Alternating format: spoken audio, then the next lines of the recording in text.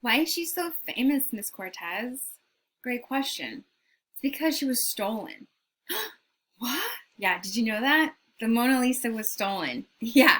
Um, I'm gonna tell you the story. In 1911, she was on display in the Louvre Museum in one of the Italian Renaissance galleries. She was not returned until 2 years later in 1913. Now, as the story goes, Lisa was one of many prized Italian Renaissance artworks on display at the Louvre. This is a postcard showing you how she was originally put on display between other Renaissance artworks. However, on the morning of August 21st, 1911, she went missing. Now, as the story goes, the day of the 21st, the guards open up and they're walking around and people come into the Louvre, and then everybody's like, oh, there's a painting missing. And the guards, they notice that Lisa's missing and they don't think anything of it because at this time, the Louvre was going through photographing their works of art. They were making a visual catalog of their works. And so it wasn't unusual for paintings to be lifted, taken to the back, photographed for cataloging purposes, and then put back up. So the guards were like, oh yeah, she's probably just in the back being cataloged, photographed, sure, sure, sure. And then curators came by and they were like, where's Lisa? And the guards were like, you don't have her? No. Where did she go? They lock down the museum, close it up, and then they start searching through the museum for clues. The museum's closed for 2 weeks while investigators are combing through and they're trying to figure it out and interviewing everybody. There are no clues. There is no suspect.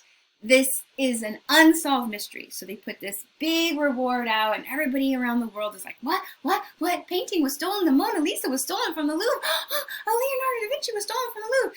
This becomes such a big international crime and it's left unfinished or unsolved for 2 years until in 1913, a gallery owner in Milan receives a letter from a man claiming himself to be Leonardo, and he has a Mona Lisa to sell to him. Okay? So obviously this gallery owner knows what's up. He's like, I'm gonna contact the police.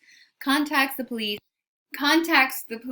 and then they set up a sting. And so the gallery owner agrees to meet up with Leo, and at this exchange, Leo says, hi, I have Lisa, she's up in my apartment. And so they go up to this small apartment, and Leo opens the false bottom of a trunk, and there underneath it is the Mona Lisa. Now the Leo turns out to be Vincenzo Peruggia. Vincenzo Peruggia was an Italian who had immigrated to France and for a time was a carpenter for the Louvre Museum. He was an employee of the Louvre, and after he was arrested, he told the whole story. What he did was he had been hired to create the security frame around Mona Lisa when she was going to be put onto the wall. And because he built the security frame, he knew how to take apart the security frame. He and a couple of his friends, the Lancati brothers, dressed up like janitors, and they spent the night hiding in a custodial closet in the museum. The morning of August 21st, before the Louvre was open to the public, they snatched her off of the wall and hid her under a canvas sheet. When the guards unlocked the doors to start the day, they walked out. No alarms went off. nothing to alert that they had left with Lisa. Now, the idea, Vincenzo said, the idea he had was to take her and sell her to this anonymous buyer, and that the anonymous buyer then, after all of this kind of publicity, backed out. And so he was left with hot goods, and he had no buyer to sell it to. And it was too public and too international of a crime that he couldn't find a buyer. And so for 2 years, he was in his small apartment in Paris with the Lisa underneath his stove. And then he decided to take it back to Italy. So that's when he contacted the gallery owner. Now, Vincenzo's idea was that it would be placed back into the Florentine Museum, the Uffizi Gallery. And Vincenzo said, I want to right the wrongs of Napoleon, who stole the Mona Lisa. But if he had ever taken my art history class, he would know that Lisa was not stolen, that she was bought by the King of France when Leonardo died in France. But, okay.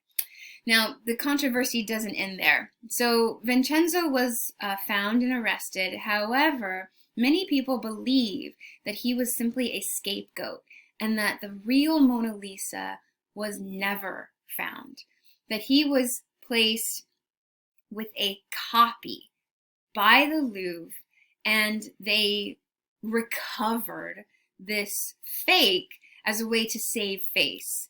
To support this argument is the fact that Lorenzo didn't really have a heavy sentence for his crime.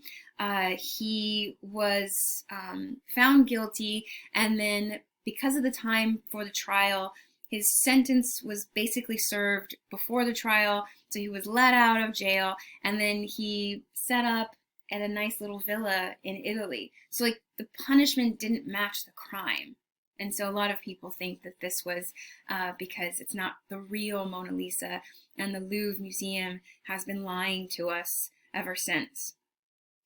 When you go to the Louvre Museum, you can just follow the hordes of people who are going to be trying to see her. And this is what your view is going to look like. Just a congestion of people surrounding her with their cameras and their phones out. And you're going to hear people say things like, "It's so small, I can't see her." And that's because, well, this was for private viewing. It wasn't meant to be seen by a lot of people. It was going to be displayed in a house for Lisa's husband and her to enjoy.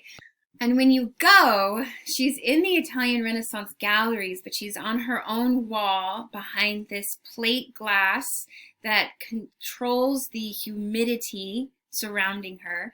It was recently outfitted with LED lights, which are meant to kind of heighten the oil painting luminosity. This is the view you're going to have unless you elbow yourself in. And I like to think that this is her view of us.